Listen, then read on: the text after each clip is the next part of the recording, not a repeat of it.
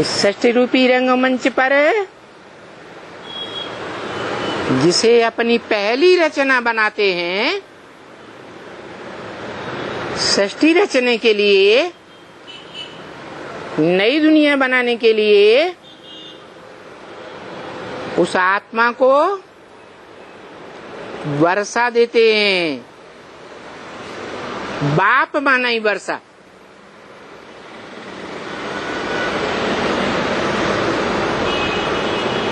और वो बाप कहा ही तब जाता है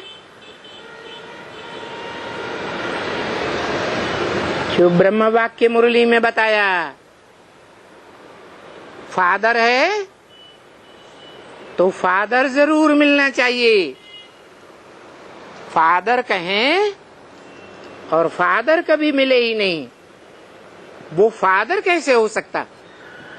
सारी दुनिया की जो भी आत्माएं हैं साथ से आकर के मिलते हैं।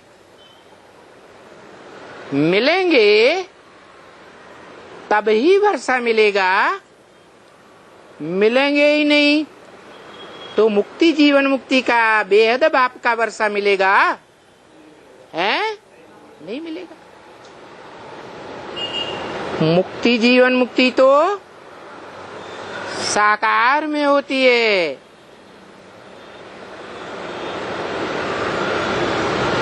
कि निराकार में होती है। और देने वाला भी साकार ही चाहिए। परंतु जो निराकार आत्मा रूपी बच्चे हैं, उन निराकार आत्मा रूपी बच्चों का बाप भी निराकार। और वो बाप है या नहीं है? है। निराकार आत्माओं का बाप है तो क्या निराकारी वर्षा देता है? नहीं देता। अरे निराकार बाप है तो निराकारी वर्षा देगा या साकार वर्षा देगा? क्या ज्ञान है निराकार? वो अखूट ज्ञान का भंडार है, बेहद का बाप है। इसलिए गीता में बोला, नहीं ज्ञान सदृशम पवित्रम यह विद्यते। इस दुनिया में ज्ञान के समान पवित्र कोई चीज नहीं है। क्यों?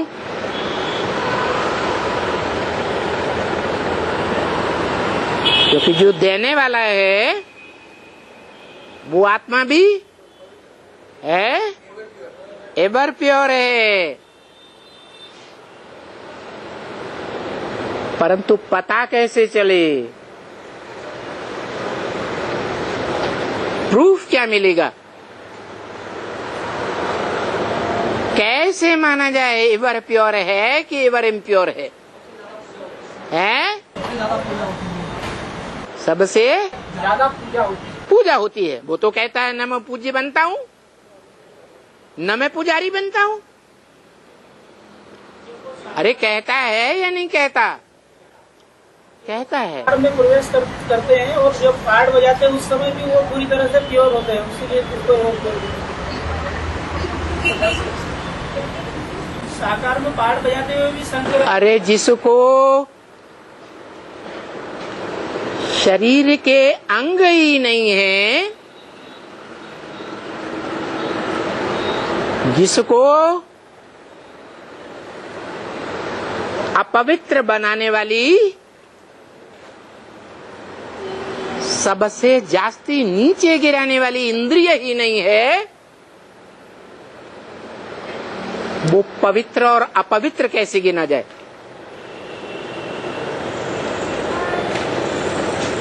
क्रोध पतित बनाता है या काम विकार पतित बनाता है? इंद्रिय जीते जगत जीत कहा जाता है या बिना इंद्रिय जीते जगत जीत कहा जाएगा? तो इंद्रिय साकार शरीर में होती है या निराकार आत्मा को इंद्रिय होती है? तो जो एवर प्योर कहा जाता है, तो उस एवर प्योर के साथ कोई एवर इम्प्योर भी होगा।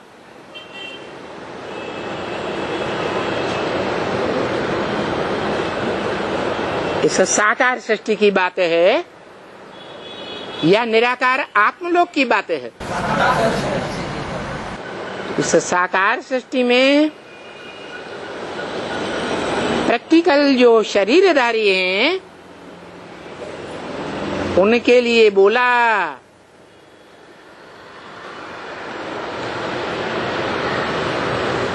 कि तुम बच्चे मास्टर सर्वशक्तिवान हो, मैं तो सिर्फ शक्तिवान हूं। तुम बच्चे मास्टर त्रिकालदर्शी हो और मैं सिर्फ त्रिकालदर्शी। मास्टर उन्हें कहा जाता है जो प्रैक्टिकल में कर दिखावे, प्रैक्टिकल शरीर के साथ जुड़ा होता है। और शिव को अपना प्रैक्टिकल शरीर है ही नहीं, इसलिए गीता में भी 3 प्रकार की आत्माएं बताई हैं। एक क्षर और दूसरा प्रकार है अक्षर। क्षर माने पतित होने वाली, जिनकी शक्ति क्षरित होती रहे। इस सृष्टि रूपी रंगमंच पर चाहे पहला जन्म सतयुग में पार्ट बजाने वाली सर्वश्रेष्ठ आत्मा सृष्टि का पहला पत्ता ही क्यों न हो, वो क्षरित होने का पार्ट बजाता है या अक्षर पार्ट बजाता है? क्षरित होना ही तब होता है जब शरीर की कोई इंद्रिय का काम किया जाए। तो लक्ष्मी नारायण के चित्र में दिखाया है, जो चित्र साक्षात्कार से बनवाया गया था, कि लक्ष्मी नारायण के चित्र के नीचे उनके बच्चे राधा कृष्ण खड़े हैं। वो शरीर के कौन से अंग से एक दूसरे से प्यार का सुख ले रहे हैं? ज्ञान इंद्रियां हैं सर्वश्रेष्ठ। उन ज्ञानेंद्रियों में भी आंख है सर्वश्रेष्ठ। आंख का सुख ले रहे हैं तो भी सुख लेते लेते, सुख भोगते भोगते आत्मा की शक्ति क्षणित होती है या नहीं होती है? 16 कला संपूर्ण से अगले जन्म में 16 कला बन जाते हैं। तो जब सूक्ष्म ज्ञानेंद्रियां हैं, शक्तिशाली ज्ञान इंद्रियां हैं, उनमें ही क्षरण अवश्यंभावी है। तो जो कर्म इंद्रियां हैं, जिनका ज्ञान से कनेक्शन ही नहीं है, उनमें तो क्षरण जरूर होगा। परंतु ब्रह्मवाक्य मुरली में बोला गया है,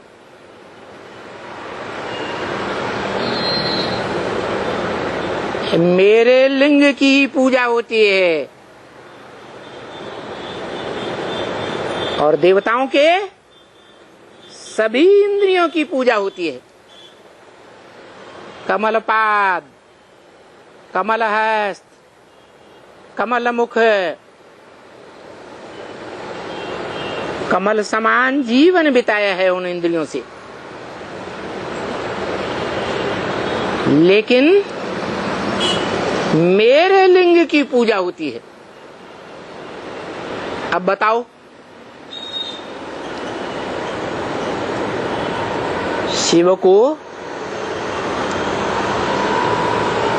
जो आत्माओं का बाप है उसको अपना शरीर ही नहीं है,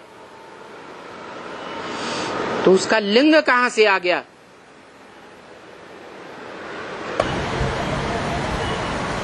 जिस शरीर में रहकर पाठ बजाते हैं उसको ही, जिस शरीर में आकर पाठ बजाते हैं उसको ही लिंग कहा गया।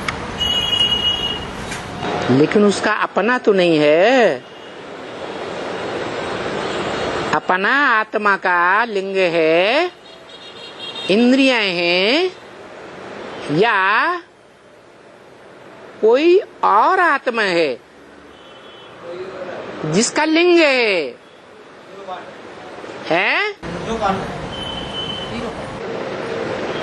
हीरो पाटधारी की बात है, लेकिन जिस समय शिव उसमें आते हैं तो हीरो पाटधारी है, या इस सृष्टि में बैगर का पाटधारी होता है? Full beggar to full prince बनाता हूं। तो हीरो की तो बात ही खत्म हो गई उस समय।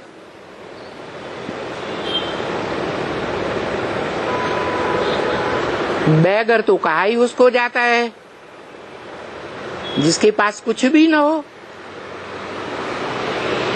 घर बार भी न हो। तो शिव बाप कहते हैं कि मैं जिसमें आता हूं उसको आप समान बनाता हूं।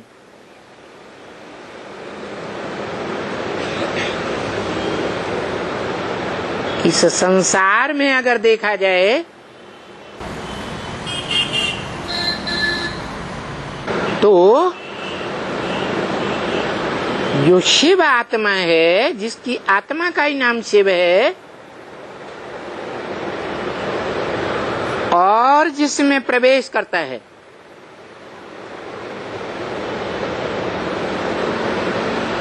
उस शरीर की आत्मा दोनों ही आत्माएं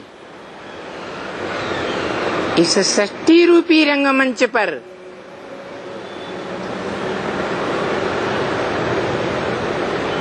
बैगर के रूप में हैं, या उल्टा कहें, है कोई सत्ता है?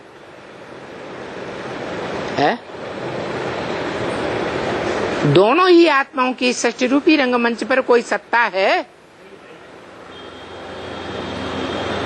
80 साल हो गए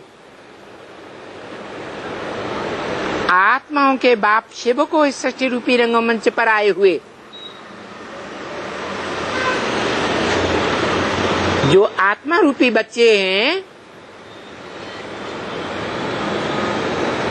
उसकी सत्ता को, जैसे दुनिया में राजा की सत्ता होती है, ऐसे उन आत्माओं की अथॉरिटी को मानते हैं क्या?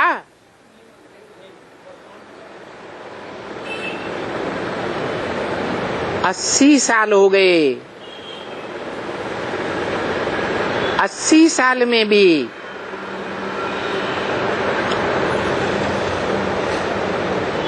वो आत्माएं पार्ट तो बजाती हैं, लेकिन अपनी कोई प्रकार की अथॉरिटी नहीं दिखा सकती। उनके पास कोई दुनियावी अथॉरिटी है? कहेंगे ज्ञान की अथॉरिटी है,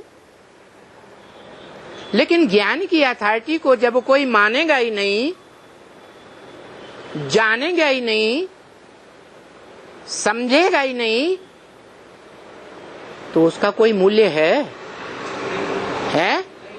कोई मूल्य नहीं। तो बाप कहते हैं मैं जिसमें आता हूं उसको आप समान बनाता हूं।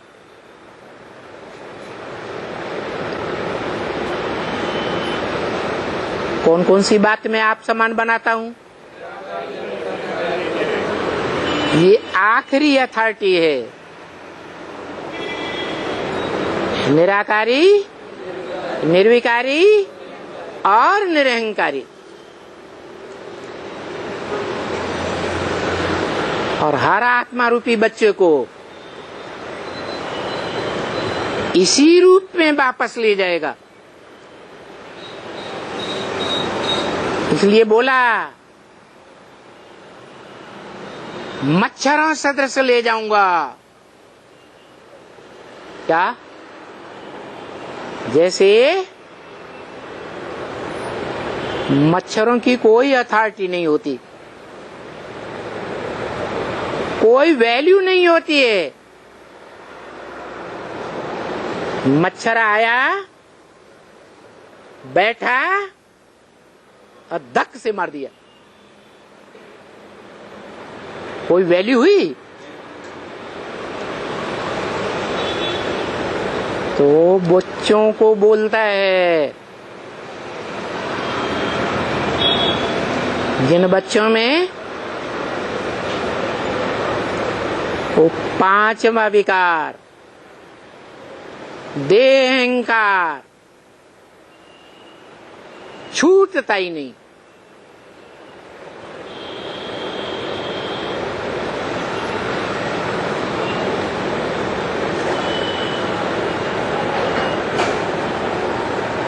मैं राजा हूं,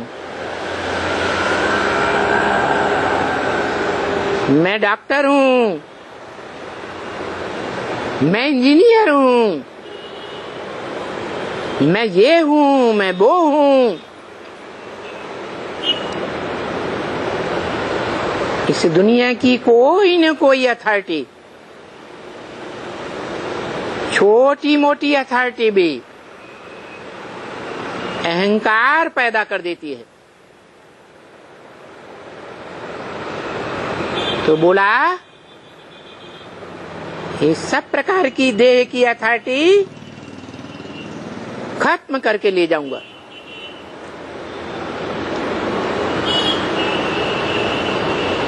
और पहले पहले ये अथॉरिटी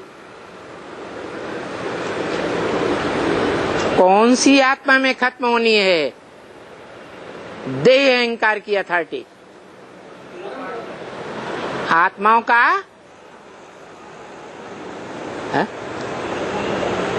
आत्माओं का बड़ा भाई। आत्माओं के बीच में, जन्म मरण के चक्र में आने वाली आत्माओं के बीच में, क्षरित होती हुई आत्माओं के बीच में जो बड़े भाई के रूप में पार्ट बजाने वाली आत्मा है, उसमें से ये देह अहंकार पहले खत्म होगा। अंतर क्या होगा? और भी 500-700 करोड़ मनुष्यों की आत्माएं हैं। उन आत्माओं के बीच जो बड़ा भाई है, जिसको सुप्रीम सोल बाप इस सृष्टि पर आकर के चुनते हैं,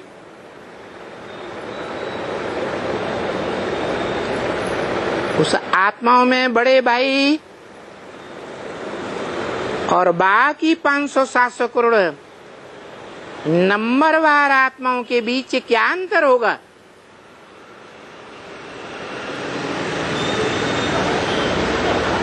अरे कोई अंतर होगा या नहीं होगा? है? कोई अंतर नहीं है। सबसे ज्यादा पतित, सबसे ज्यादा पतित। ये अच्छी बात हुई। गर्व की बात हुई या नीची नाक करने की बात हुई?